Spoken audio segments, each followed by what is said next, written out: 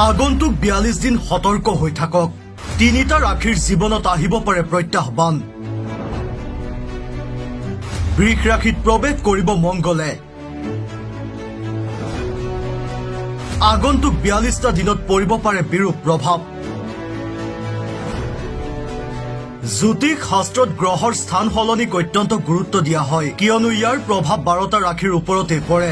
বৃষ ৰাশিৰ অধিপতি হৈছে শুক্ৰদেৱ, যাক প্ৰেম, ঐশ্বৰ্য আৰু সৌন্দৰ্যৰ প্ৰতীক বুলি গণ্য কৰা হয়। এই ৰাশিত ২১ জুন তাৰিখে সাহস, পৰাক্ৰম আৰু শক্তিৰ দেৱতা মংগলে প্ৰৱেশ কৰিছে আৰু অহা ৪২ দিন এই ৰাশিতে বিৰাজমান কৰিব। ফলত বৃষ ৰাশিত দুটা বিপৰীত শক্তিৰ সংযোগ দেখা যাব। সেইবাবে জ্যোতিষ শাস্ত্ৰত মংগলৰ এই ৰাশি পৰিৱৰ্তনৰ গতি গুৰুত্বপূৰ্ণ বুলি ধৰা হয়। ৰাশিৰ স্থান সলনিয়ে যেনেকৈ কিছুমান ৰাশিৰ বাবে শুভ ফল কঢ়িয়াই আনে, তেনেদৰে কিছুমান ৰাশিৰ বাবে সমস্যাও সৃষ্টি কৰে।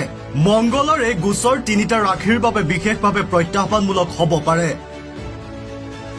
মিথুন ৰাশি। মিথুন ৰাশিৰ জাতক জাতিকাসকলৰ বাবে মংগল ষষ্ঠ আৰু একাদশ ভাৱৰ অধিপতি বুলি গণ্য কৰা হয়। এই স্থান সলনিৰ সময়ত মংগল আপোনাৰ দ্বাদশ ভাৱত প্ৰৱেশ কৰিছে। আৰ্থিক ক্ষেত্ৰত পৰিৱৰ্তন দেখা যাব আৰু হঠাতে ব্যয় বৃদ্ধি হ'ব পাৰে। বিনিয়োগ, ঋণ লোৱা বা ডাঙৰ আৰ্থিক সিদ্ধান্ত এতিয়া অত্যন্ত চিন্তা ভাৱনা কৰি লোৱাই ভাল। তুলা ৰাশি। তুলা ৰাশিৰ বাবে মংগল দ্বিতীয় আৰু সপ্তম ভাৱৰ অধিপতি। এই সময়ত মংগল আপোনাৰ অষ্টম ভাৱত গোচৰ কৰিছে। কৰ্মক্ষেত্ৰত চাপ বৃদ্ধি পাব পাৰে আৰু সামান্য অসাৱধানতাই ডাঙৰ ক্ষতিৰ কাৰণ হ'ব পাৰে। এই সময়ছোৱাত ধৈৰ্য বজাই ৰখাটো অতি প্ৰয়োজনীয়। আপোনাৰ সমৰ্থন নোপোৱাৰ বাবে কিছুমান সমস্যাৰ সন্মুখীন হ'বলগীয়া হ'ব পাৰে।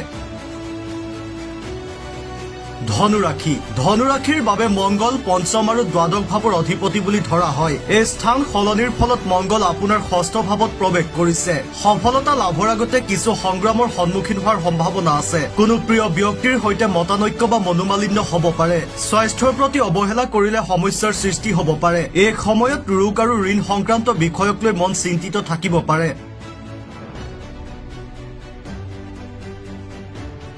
নিউজ টেক্স report, news daily Assam digital.